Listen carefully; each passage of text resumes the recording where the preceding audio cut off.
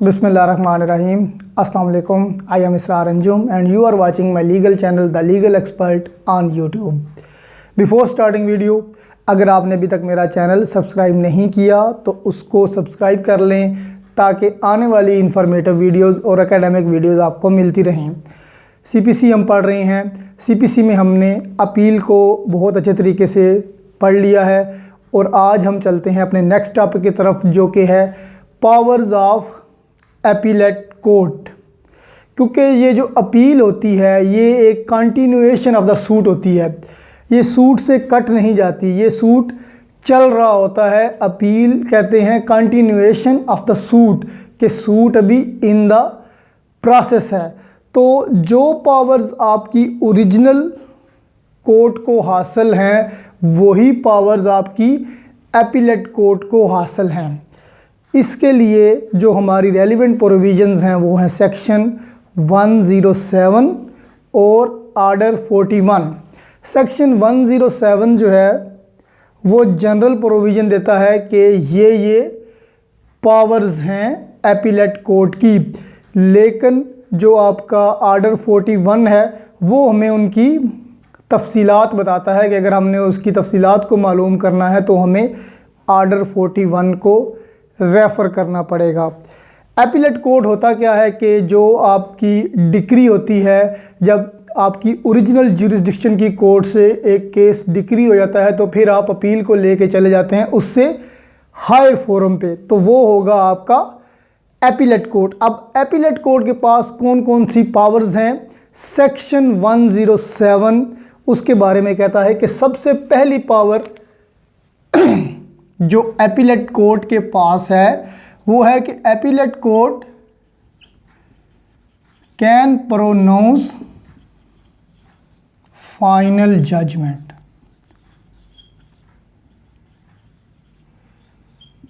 कि जो आपका अपीलेट कोर्ट है वो फाइनल जजमेंट को प्रोनाउंस कर सकता है। ये जो जजमेंट होती है, ये जो डिक्री होगी, ये पहले वाली डिक्री से रिवर्स भी हो सकती है, उस डिक्री को थोड़ा बहुत अमेंड करके भी हो सकती है और वही सेम डिक्री भी हो सकती है जो कि पहली कोर्ट ने पास की है। ये इसको समझने के लिए सबसे पहले हम देखेंगे आर्डर 41 के रूल 4 को। आर्डर 41 का रूल 4 कहता है कि जो आपकी अपीलेट कोर्ट है वो जो आपकी ओरिजिनल डिक्री है उसको टोटली रिवर्स भी कर सकती है और उसको वेरी भी कर सकती है, यानी कि चेंज भी कर सकती है। ये वेरी कितना हो सकता है, ये माइनर भी हो सकता है, ये मेजर भी हो सकता है।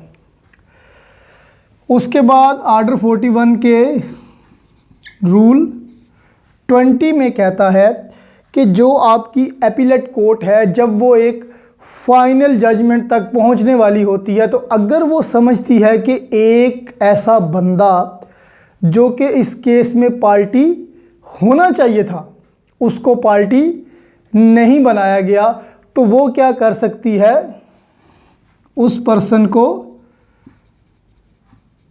कैन मेक अ पार्टी, उस पर्सन को एक पार्टी बना सकती है और उस पार्टी के खिलाफ प्रोनाउंस डिक्री कर सकती है।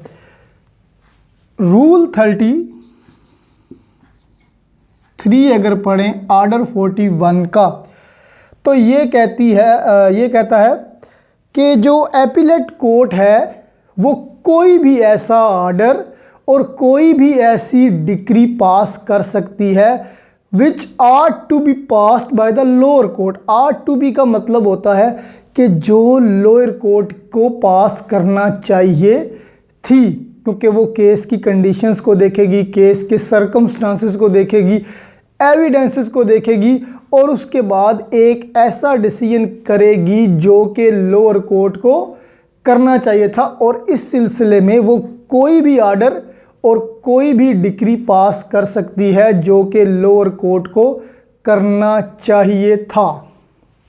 तो सबसे पहली जो उसकी पावर होगी कि appellate court can pronounce a judgment which may be varied, which may be reversed, or which ought to be happen by the lower court.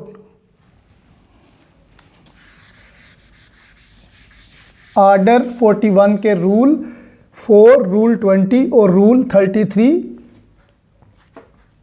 इसको डील करते हैं हम। सेकंड जो पावर है उसके पास वो है रिमांड ऑफ केस।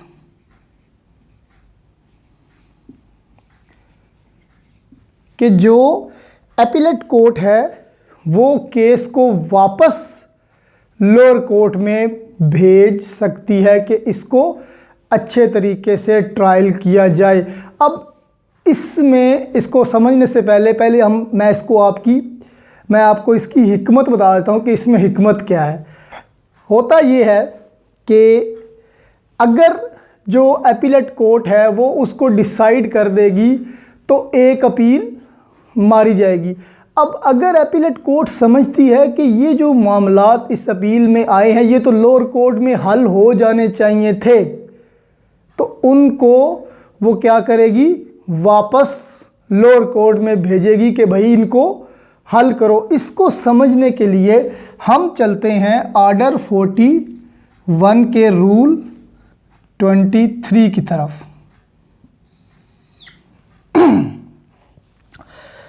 ऑर्डर 41 का रूल 23 ये कहता है कि अगर जो आपकी लोअर कोर्ट है जहाँ से डिक्री आपके पास आई है अपील के लिए, उस लोअर कोर्ट ने कुछ प्रीलिमिनरी पॉइंट्स पर कुछ डिसीजन दे दिया।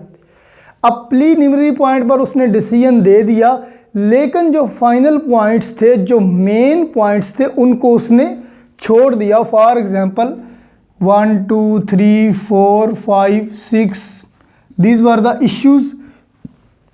इतने इश्यूज फ्रेम हुए थे और लोअर कोर्ट ने क्या किया, 3 इश्यूज पे जो अपना डिसीजन है वो पूरे का पूरा कंपाइल कर दिया। 4 5 6 को कंप्लीटली या पार्शली छोड़ दिया। अब ऐसी सूरत में जो एपिलेट कोर्ट है वो ये देखेगी कि भाई इनको भी उधर लोअर कोर्ट में ही डिसाइड होना चाहिए था, ताकि पूरे का पूरा केस फिर डिसाइड हो के हमारे पास आता। क्योंकि ये जिम्मेदारी इनको डिसाइड करना किसकी है, उस कोर्ट की है जहाँ से अपील आई है। तो उसको क्या करेगी, कोर्ट वापस भेज देगी और वापस भेज के साथ कहेगी कि भाई इसको अच्छे तरीके से सॉल्व करो, फिर ये मेरे पास आना चाहिए। तो ये कहता है आपका ऑर्डर 41 रूल 23। इसके साथ ही जो ऑर्डर 41 रूल 23A है, रूल 23A क्या कहता है, वो कहता है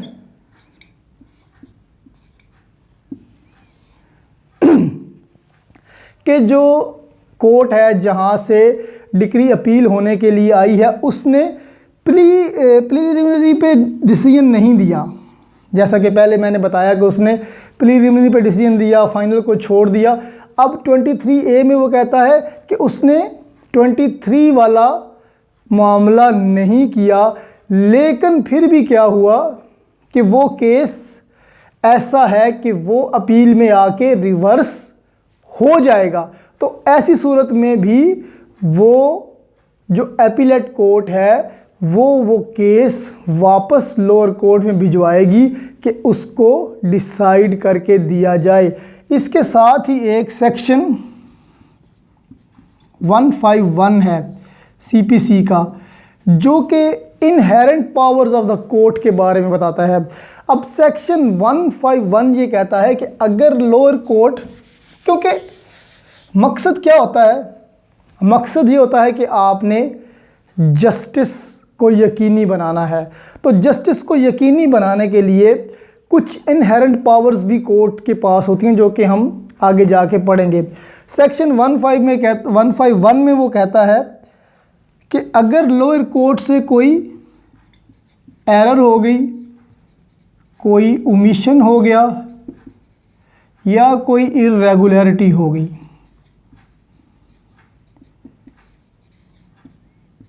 तो ऐसी सूरत में भी अपीलेट कोर्ट को ये इख्तियार हासिल है कि वो केस को रिमांड करे, वापस लोअर कोर्ट में भेजे और फिर लोअर कोर्ट उसको डिसाइड करे। दूसरी जो उसकी पावर हमने पढ़ ली वो है रिमांड ऑफ द केस। अब जो थर्ड उसकी पावर है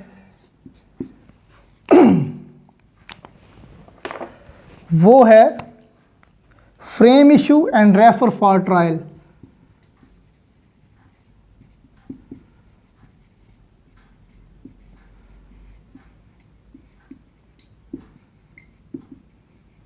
रिमांड में हमने पढ़ा कि जो कोर्ट है वो as it is, appellate court as it is ही वो केस वापस भिजवा देगी, but not in this case. इसको समझने के लिए आपको पढ़ना पड़ेगा ऑर्डर 41 का रूल 25।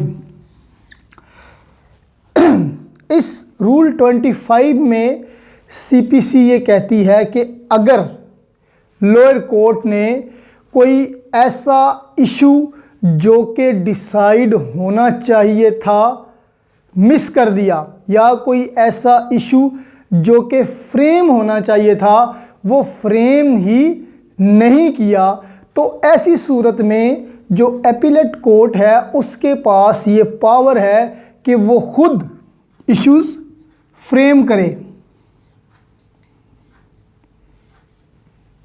वो खुद इश्यूज फ्रेम करे और इश्यूज फ्रेम करके वापस ट्रायल कोर्ट में भेजे कि भाई इनको डिसाइड करो।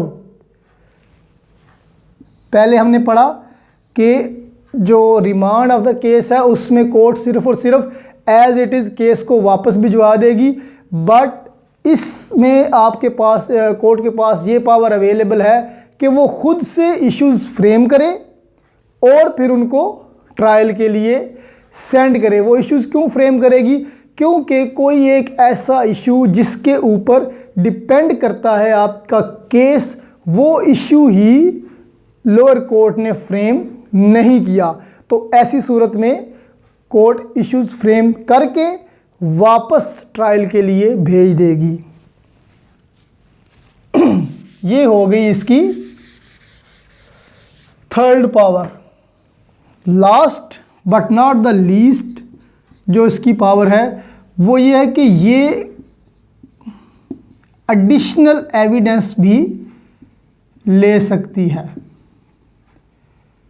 इसके लिए पढ़ना पड़ेगा ऑर्डर 41 का रूल 27। ऑर्डर 41 के रूल 27 में एक जनरल रूल वो देता है। जनरल रूल क्या है कि जो अपीलेट कोर्ट है वो एडिशनल एविडेंस नहीं ले सकती। एडिशनल एविडेंस से मुराद कि जो एविडेंस लोअर कोर्ट में लिया जा चुका है उसके अलावा कोई अलग से एविडेंस जो है, कोई अलहदा से नया एविडेंस जो है वो अपीलेट कोर्ट में नहीं आ सकता। बट उस जनरल रूल के साथ कुछ दो एक एक्सेप्शंस दी गई हैं।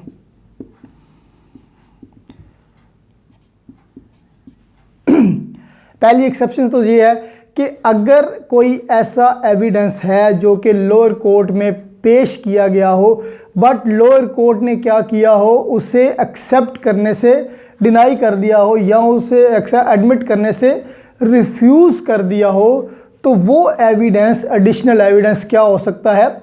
अपीलेट कोर्ट में आ सकता है। दूसरा उसमें जो एक्सेप्शन होगी वो ये होगी कि कोई ऐसा एविडेंस है या कोई ऐसा डॉक्यूमेंट है या कोई ऐसा विटनेस है जिसको देखे बिना, जिसको सुने बिना वो जो जजमेंट है, वो जो डिक्री है वो अपने मतलब इंसाफ तक नहीं पहुंच सकती। तो ऐसी सूरत में for the pronouncement of valid judgement, right judgement, अगर अपीलेट कोर्ट समझती है कि ये वाला एविडेंस होना चाहिए तो फिर वो उस एविडेंस को कॉल कर सकती है। रूल 27 की प्रोविज़ो में वो देता है कि अगर कोर्ट जो है वो एडिशनल एविडेंस लेती है तो फिर कोर्ट की ये जिम्मेदारी बनती है कि वो उसकी रीज़न्स को रिकॉर्ड करे कि हमने ये एविडेंस क्यों लिया। ये था रूल 27। इसके साथ ही आर्डर 41 का रूल 28 भी पढ़ते हैं कि 28 में वो बताता है कि एडिशनल एविडेंस लेने के मोड्स कौन कौन से होंगे। एडिशनल एविडेंस किन किन तरीक़ों से लिया जा सकता है। सबसे पहले तो जो एपीलेट कोर्ट है वो ख़ुद ही उस एडिशनल एविडेंस को बुला सकती है, मैनेज कर सकती है। और सेकंड ऑप्शन इसमें ये आता है कि जो एपीलेट कोर्ट है वो उस कोर्ट को कहे कि जहाँ से वो केस डिक्री हो के आया है कि आप ये एडिशनल एविडेंस लें और इसकी जो फाइंडिंग है वो हमें सेंड करें। या किसी भी सबऑर्डिनेट कोर्ट को एपीलेट कोर्ट कह सकती है कि आप एडिशनल एविडेंस रिकॉर्ड करें और फिर उसकी रिपोर्ट हमारे पास भेजें। तो ऐसी सूरत में कोर्ट क्या कर सकती है, एडिशनल एविडेंस भी ले सकती है। अच्छा, एक बात जो मैं आपको बताना भूल गया कि रिमांड, जब आप केस का रिमांड का ऑर्डर देती है एपीलेट कोर्ट, तो ऐसी सूरत में वो जो रिमांड ऑफ केस का जो ऑर्डर होता है वो अपीलेबल नहीं है। तो ये आज जो हमने पढ़ी वो थी पावर्स ऑफ एपीलेट कोर्ट। उसमें जो सबसे पहली पावर है कि वो जो फाइनल जजमेंट है वो एपीलेट कोर्ट प्रोनाउंस कर सकती है। वो जजमेंट रिवर्स भी हो सकती है, पहली जजमेंट से वो वेरी भी हो सकती है और वो सेम भी हो सकती है जो पहली जजमेंट थी। उसके बाद वो जो कोर्ट है वो रिमांड भी कर सकती है उस केस को, यानी कि पूरे का पूरा केस एज इट इज़ वापस भिजवा देगी और लोअर कोर्ट से कहेगी कि भाई इसको अच्छे तरीके से डिसाइड किया जाए। और जो तीसरे नंबर पे इसकी पावर आती है वो एपीलेट कोर्ट जो है ख़ुद से इश्यूज़ फ्रेम करके लोअर कोर्ट को भिजवाएगी कि भाई इन पे डिसीजन दें। And the fourth one is कि जो एपीलेट कोर्ट है वो एडिशनल एविडेंस भी कलेक्ट कर सकती है। तो this was all about the powers of appellate court. अगर आपको ये वीडियो पसंद आई हो तो इसको लाइक करें, इसको दोस्तों में शेयर करें और मेरे चैनल को ज़रूर सब्सक्राइब करें।